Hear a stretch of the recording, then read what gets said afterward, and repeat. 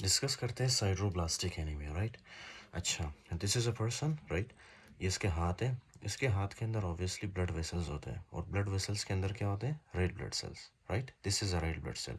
इस red blood cell को मैंने थोड़ा सा बड़ा करके बनाया है यहाँ पे, राइट, ताकि हम इसको स्टडी कर सके, समझ सके, राइट। अच्छा जी, तो आपको पता है कि ये फॉर एग्जांपल है हमारे पास एक रेड ब्लड सेल, जो कि किस चीज़ से बना होता है? ये बना होता है हमारे पास हेमो, राइट, और ग्लोबिन से, राइट। दैट बेसिकली मीन्स कि इनमें इसमें दो चीज़ें होती है, एक तो होता है इसमें हीम, राइट, और दूसरा होता है इसमें ग्लोबिन चेन, राइट। अच्छा जी, ग्लोबिन चेन में अगर कोई ख़राबी आए तो that will lead to alpha और बीटा थैलेसीमिया, ठीक है, but we will not discuss that.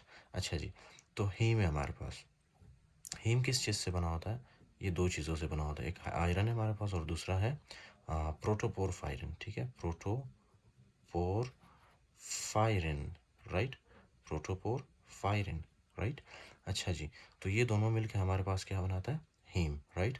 अच्छा जी, तो अब सवाल ये है ना कि अगर फॉर एग्जांपल आयरन की डेफिशिएंसी हो हमारे बॉडी के अंदर, so that will lead to iron deficiency anaemia, right. अगर हमारे पास प्रोटोपोरफायरिन में कोई मसला हो, ठीक है, कोई डिफेक्ट हो, so that will lead to sideroblastic anaemia, ठीक है ना। अब साइड्रोब्लास्टिक एनीमिया है क्या, मैं आपको वो बताता हूँ। ये जो प्रोटोपोरफायरिन है, ठीक है, प्रोटोपोरफायरिन किस चीज़ से बनता है? तो डिफरेंट स्टेप से होते हुए ये किस चीज़ से बनता है? इसको कौन बनाता है? पोर्फोबिलिनोजिन, ठीक है, पोर्फोबिलिनोजिन, राइट। और पोर्फोबिलिनोजिन को कौन बनाता है? पोर्फोबिलिनोजिन बनता है अमीनो लेवेलिनिक एसिड से, राइट। और अमीनो लेवेलिनिक एसिड को कौन बनाता है हमारे बॉडी के अंदर? इसको बनाता है सक्सिनाइल को ए, राइट, सक्सिनाइल को ए।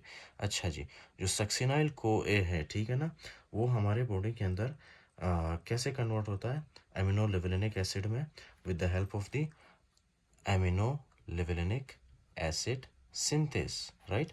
तो ये एक एंजाइम है, एमिनो लिवोलेनिक एसिड सिंथेस, जो कि कन्वर्ट करता है सक्सिनाइल को ए को for example amino levulinic acid में, राइट। और ये किस, अच्छा, ALAS ये एक एंजाइम है, ठीक है। ये कैसे काम करता है? With the help of the vitamin B6, ठीक है, पैराडॉक्सिन के थ्रू, राइट। सो ये दोनों मिल के हमारे पास क्या करता है, क्या करते हैं ये दोनों? सक्सिनाइल को ए से अमीनो लिवोलेनिक एसिड बनाते हैं, right. This is very simple. अच्छा जी, फिर आगे क्या होता है?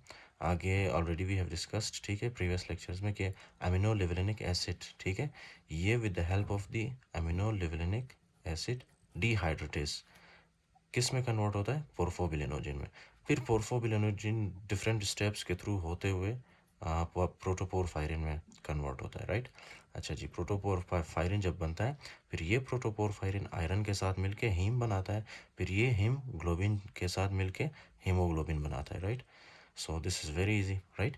अच्छा जी, तो अभी आपने क्या करना है? अभी आपने ये देखना है कि ये जो सारा प्रोसेस है ना, हीम फॉर्मेशन वाला, आयरन है इसमें, ठीक है, आयरन है इसमें, राइट।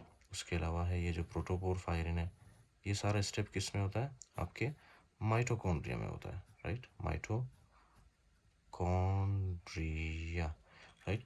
तो ये सारा स्टेप जो हो रहा होता है वो आपके माइटोकॉन्ड्रिया में हो रहा होता है, राइट। अच्छा, आप सिट्रोप्लास्टिक एनीमिया है क्या चीज़, आपको मैं वो बताता हूँ, ठीक है। तो ये तो है नॉर्मल फिजियोलॉजी, ठीक है, नॉर्मल फिजियोलॉजी आपको आनी चाहिए। अच्छा जी, तभी क्या होता है, कभी कभी फॉर एग्जांपल आप जो है कोई ड्रग्स लेते हो, ठीक है, आपको टीबी हुआ है फॉर एग्जांपल, आपको नहीं, अल्लाह ना करे, राइट। जब किसी को टीबी होता है तो वो क्या क्या लेते हैं for example? First line treatment उसमें क्या है? Isoniazid, right. आइसोनियाजिड एक ड्रग है, ठीक है, एक एंटीबायोटिक आइसोनियाजिड, बहुत पावरफुल एंटीबायोटिक है। तो ये आइसोनियाजिड क्या करता है? विटामिन B12, विटामिन B6 की डेफिशिएंसी करवाता है, ठीक है, विटामिन B6 की डेफिशिएंसी करवाता है, राइट। यहाँ पे मैं लिख लेता हूँ आपके लिए, आइसोनियाजिड क्या कर रहा है? हमारे बॉडी के अंदर विटामिन B6 की डेफिशिएंसी कर रहा है। अच्छा, जब विटामिन B6 की डेफिशिएंसी होगी तो क्या ये ALAS एंजाइम काम कर पाएगा? नहीं। तो ये ALAS एंजाइम सक्सिनाइल को ऐसे अमीनो लिवोलेनिक एसिड नहीं बना पाएगा। As a result of that amino levulinic acid की कॉन्सेंट्रेशन कम होगी, राइट। इसी तरह जो है ये जो पोर्फोबिलिनोजिन बन रहा है ये भी नहीं बन पाएगा, राइट। इसी तरह ये जो प्रोटोपोरफायरिन बन रहा है ये भी नहीं बन पाएगा, right. As a result of that ये हीम नहीं बन पाएगा, as a result of that haemoglobin नहीं बनेगा, राइट। तो क्या होगा जब हेमोग्लोबिन नहीं बनेगा? Anaemia, right. उसी एनीमिया को हम लोग क्या कहते हैं? सिड्रोब्लास्टिक, right, सिड्रोब्लास्टिक anaemia, right, सिड्रोब्लास्टिक anaemia, right. I hope कि यहाँ तक आपको समझ आ गया होगा, राइट। अच्छा जी, तो ये चीज़ है हमारे पास, राइट। अच्छा, अब नेक्स्ट जो सबसे मोस्ट इम्पोर्टेंट है, ठीक है, एक तो है हमारे पास आइसोनियाजिड, राइट, जो कि क्या करवा रहा है? विटामिन B6 की डेफिशिएंसी करवा रहा है, राइट। समटाइम्स क्या होता है कि ये जो ALS जीन है ना, amino levulinic acid synthase gene, ये क्या होता है? फॉर एग्जांपल इसके अंदर कोई डिफेक्ट आ जाता है, ठीक है, डिफेक्ट आ जाता है। तो जब डिफेक्ट आएगा तो जाहिर सी बात है कि सक्सिनाइल को ALA नहीं बना पाएगा, फिर पोर्फोबिलिनोजिन नहीं बनेगा, फिर प्रोटोपोरफायरिन नहीं बनेगा, ठीक है, इसी तरह हेमोग्लोबिन नहीं बनेगा, राइट। सो ये है मैकेनिज्म, ठीक है, कि साइटोब्लास्टिक एनीमिया होता कैसे है, राइट। आई होप कि यहाँ तक आपको समझ आ गया होगा, राइट। अच्छा जी, फिर इसके बाद एक और चीज़ है जो आपको जहन में रखना चाहिए, ठीक है। जब कभी कभी लोग जो अल्कोहल पीते हैं, ठीक है, अल्कोहल अल्कोहल भी आपके ये माइटोकॉन्ड्रिया को डैमेज कर सकता है, ठीक है। जब डैमेज होगा माइटोकॉन्ड्रिया तो इसके अंदर जो सारा मैकेनिज्म है ये परफॉर्म नहीं होगा, राइट। तो हीम फॉर्मेशन नहीं होगी, फिर हेमोग्लोबिन नहीं बनेगा, राइट। सिट्रोप्लास्टिक एनीमिया हो सकता है उससे। आई होप कि यहाँ तक आपको समझ आ गया होगा, राइट। अच्छा जी, हाँ, नेक्स्ट, अब नेक्स्ट क्या करते हैं कि जैसे ही ये फॉर एग्जांपल आयरन, क्या होता है कि ये आयरन जो है ना, जब सेल के अंदर ज़्यादा होता है, ठीक है, माइटोकॉन्ड्रिया के अंदर, तो ये माइटोकॉन्ड्रिया के अंदर जब ज़्यादा होगा इसकी वजह से क्या होगा? ये माइटोकॉन्ड्रिया को रप्चर करेगा, राइट, माइटोकॉन्ड्रिया को रप्चर करेगा, और इसी तरह जो है ये रेड ब्लड सेल के वॉल को भी रप्चर करेगा, राइट। इस वजह से क्या होगा? फिर ये रेड ब्लड सेल के बाहर निकल आएगा, राइट, ये रेड ब्लड सेल के बाहर निकल आएगा। अच्छा, तो ये बाहर आएगा, राइट, कहाँ पे चला जाएगा?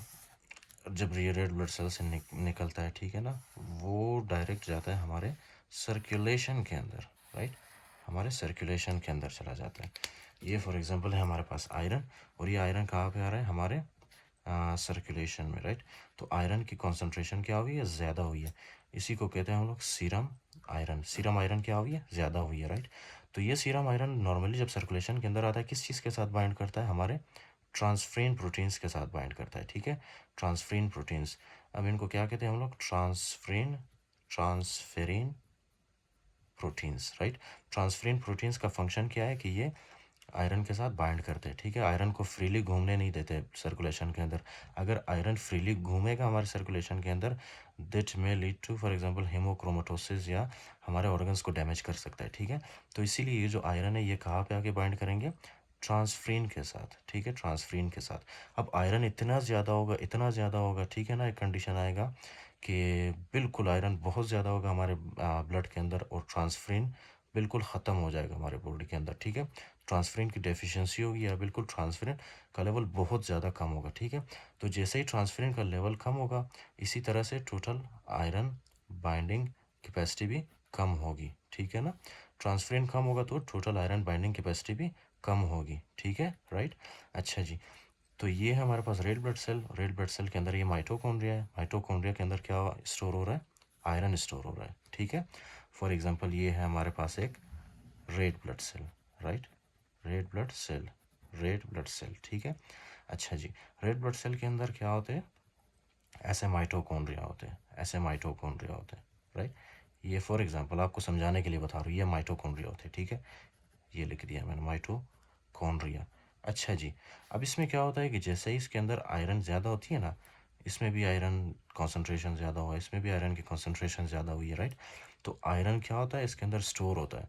तो इस स्टोर्ड फॉर्म ऑफ आयरन को क्या कहते हैं हम लोग? Ferritin, right, ferritin. तो फेरिटीन का जो लेवल है वो हमारे बॉडी के अंदर बढ़ जाएगा, ठीक है ना। तो आपने ये चीज़ें याद रखनी है, सीरम आयरन बढ़ जाएगा, फेरिटीन बढ़ जाएगा, ठीक है। इसी तरह ट्रांसफ्रीन कम होगा, और टोटल आयरन बाइंडिंग कैपेसिटी कम होगी हमारी बॉडी के अंदर, राइट।